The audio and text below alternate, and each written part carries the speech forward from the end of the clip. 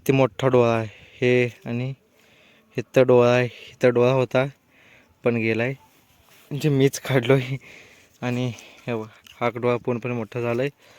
आणि हे लावणार मित्रांनो आपण, आणि किती दिवसामध्ये हा डोळा बाहेर येतो हे बघायचं आहे. हा हरभऱ्याचा रांग आहे, म्हणजे हरभऱ्याची सरी आहे. त्या सरीत कमीत कमी हे 20-30-25 फूट होतं मित्रांनो. 25 फूट ह्या हरभऱ्या सऱ्यामध्ये मी बुडवले ऊस. त्यात गुड मॉर्निंग. आणि इथं बघा जनावरांना सावलीत बांधून आणि वाड पण टाकलं आहे, पाणी पण पाजवलं आहे. आणि सध्या आता मी ह्या शेतात पाणी चालू करणार आहे. आपण परत पाण्याला आलं आहे ऊस, आणि ते काय म्हणतात हरभरा, मग त्याला पाणी सोडून मग उद्या आपल्याला आपल्या खालच्या प्लॉटमध्ये लावायचं आहे. कुठं चालू केलं आहे हाय, ऊन पण हाय डोक्यावर, म्हणजे डोक्याच्या बाजूला. डोक्यावर काय पडत नाही पण लागतं ऊस, सॉरी ऊन जास्ती व्हायला मित्रांनो दिवसेंदिवस.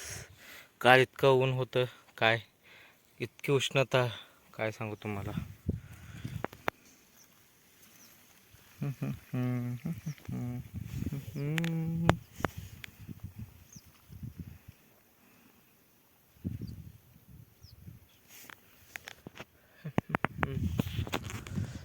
आज दिवसभरात एवढं भिजवणं होतंय, त्यापर्यंत त्या बांधापर्यंत बघू होतंय. अजून 5 तास लाईट आहे. 9 वाजता 9 ते 5 आमच्याकडे लाईट देत आहे मित्रांनो. मग त्यामुळं मी 12 वाजता चालू केलो, मग अजून 5ला जाते लाईट. 5 तासामध्ये इतकं होईल. आणि हा बघा, आणि आपल्या पिकाचं इंट्रोडक्शन तुम्हाला नीट एका ब्लॉगमध्ये देतो. सध्या असं आहे बघा.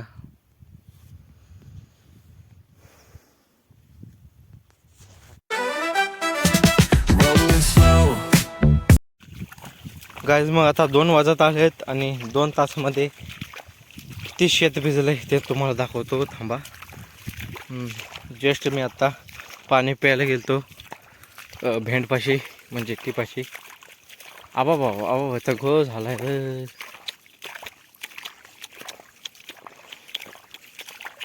घो झाला की फुटला. हा इथं बघू मित्रांनो, हा फुटायला लागला होता. आणि 2 तासामध्ये बघा इतकं भिजलं आहे. अजून 3 तास आहेत. 3 तासामध्ये बहुतेक त्या निम्म्या गाजा पण होते. आणि हा किती मोठा डोळा आहे हे, आणि इथं डोळा आहे, इथं डोळा होता पण गेलाय, म्हणजे मीच काढलो आहे. आणि हे बघा, हा डोळा पूर्णपणे मोठा झाला आहे. आणि हे लावणार मित्रांनो आपण, आणि किती दिवसामध्ये हा डोळा बाहेर येतो हे बघायचं आहे. कारण आधीपासूनच फुगीर आहे डोळा, म्हणजे फुगलेला आहे.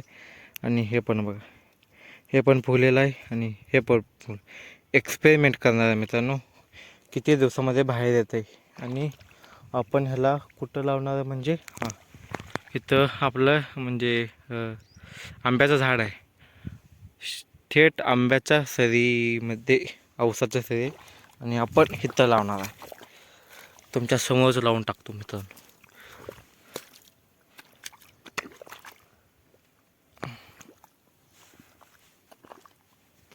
लावलो, किती दिवसानंतर बाहेर पडते ते आपण बघणार आहे. अजून एक गोष्ट दाखवतो मित्रांनो तुम्हाला, म्हणजे ते मीच केलो माझ्या, म्हणजे मला अंदाज नव्हता असं होईल. माझ्या चुकीमुळे असं, म्हणजे अशी गोष्ट घडली आहे. थांबा तुम्हाला सांगतो. हां ह्या कडेला आहे ती, चुकून मी ऊसाच्या सरीत ऊस न बुडवता दुसऱ्या सरीत बुडवलं आहे. मग त्यामुळं बाबा फुटलं की सर जास्त पाणी हवं. हा हे फुटू दे कुठं थांबा. हां इथं त्या थांबा, तो पुढचा ऊस बघता का मित्रांनो, ह्या सईमधील ह्या साईडला ठेवलं होतं मी. ह्या साईडला ठेवल्यामुळे मग मला मी पाणी 3 सळीला सोडत होतो तेव्हा, मग 3 सळ्या कडेला आल्या. मग त्यानंतर मी म्हणजे कडेला आल्यावर फुटते खाली, मग मी कट्टीबाई म्हणजे बुजवायला गेलो, दुसऱ्या सरीला लावायला गेलो होतो. आणि तेव्हा येताना परत ते बुजवून आलो. येताना मला अंदाज लागला नाही. कसा लागला नाही म्हणजे सांगतो तुम्हाला. हा हरभऱ्याचा रांग आहे, म्हणजे हरभऱ्याची सरी आहे. त्या सरीत कमीत कमी हे 20-30-25 फूट होतं मित्रांनो. 25 फूट ह्या हरभऱ्या सऱ्यामध्ये मी बुडवले ऊस. त्या तिथंपासून ते दिसतं का ऊस, तिथून मी इथंपर्यंत बघ, इथं पण उगवला आहे. इथं 25 फूट हरभऱ्याच्या सरीमध्ये बुडवला आहे. मग असा घोळ झाला आहे. म्हणजे मी विचार केला यंदाच्या म्हणजे या पाण्याला ते काय ऊस असते त्याला काढून ह्या सरीमध्ये लावायचा. बस माझ्या डोक्यात एक विचार आला मित्रांनो, हे असंच राहू दे आणि ह्या सरीला म्हणजे नवीन एक 5 ऊस लावून आणू, म्हणजे 5 गळा आणू, बरोबर होते. आणि हे जे काय आहे अजून एक अर्धा ईत मोठं झाल्यावर कुठं गॅप झालं आहे म्हणजे तुम्हाला सांगायचं झालं तर बा हां येतं बघ आता तिथं उगवलं आहे. आणि इथं एवढा हाय उगवत आहे अजून मित्रांनो. पण विचार करा, तिथं उगवलं आहे, इथं उगवलं आहे आणि इथं काही पण उगवलं नाही. म्हणजे इथं लावायला आपल्याला ते उपयोग पडते. नंतरनं ते काढायचं आणि इथं लावायचं.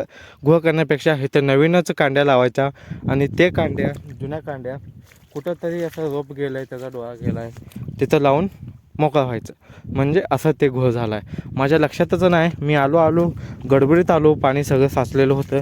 गडबडीत आल्या ह्या सरीत म्हणजे ह्या सरीतून आलो ना मित्रांनो, कारण ह्या सरीतून मी ऊस बुडवत आलेलो. मग त्यानंतर तिथंच आलं तर ऊस खालीवर होतात. मग त्यामुळे ह्या सरीत आल्या सलग असं खाली फेकून त्याच्यावर बुडवत आलो. मग असा घोळ झाला आहे. तर मित्रांनो इथं बघा हरभरा खाल्लो सध्या. इथं पाणी सोडत तसंच काय तर सोबत चगायला पाहिजे की, म्हणून ह्याला कसं खायचं असतंय. The sun's sinking low. Hitting up the boulevard, see the palm trees glow. Caddy drop top, got the rims on shine. West Coast living where it's always fine. Barbecue grilling, got the smoke in the air. बघा sunset होत आलेला आहे. सूर्य थोडं दिसायला आहे. त्या झाडाच्या पलीकडे आहे, म्हणजे झाडाच्या आडोशाला आहे.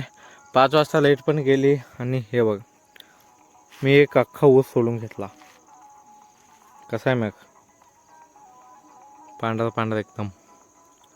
इथं थोडं राहिलं आहे, पण बाकीचं बघा. Sunshine, let the baseline flow. West Coast breeze, got the vibe on lock. Cruising all day, no tick of the clock.